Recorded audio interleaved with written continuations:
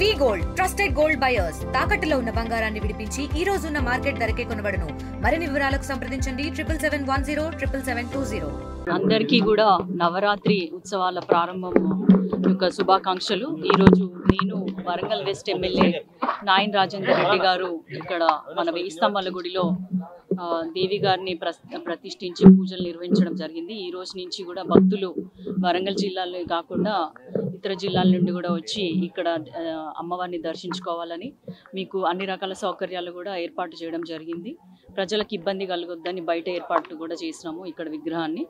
కాబట్టి అందరు కూడా వచ్చి ఈ బతుకమ్మ పండుగ సందర్భంగా మరియు దసరా పండుగ సందర్భంగా ఈ గుడిని సందర్శించి మీ పూజలు నిర్వహించుకోవాలని విన్నవిస్తూ అందరికీ కూడా సద్దుల బతుకమ్మ మరియు దసరా పండుగ శుభాకాంక్షలు తెలియజేసుకుంటాం. వెయ్యి స్తంభాల ఆలయంలో నిన్న ఎంగిలి బతుకమ్మతోటి ప్రారంభమై సద్దుల బతుకమ్మ వరకు ఇక్కడ కార్యక్రమాలు కొనసాగుతుంటాయి. ప్రత్యేకంగా ఇక్కడ దుర్గామాత అమ్మవారిని సుమారు 18-19 సంవత్సరాల నుంచి ఇక్కడ అమ్మవారిని పెడుతూ ఉంటాం.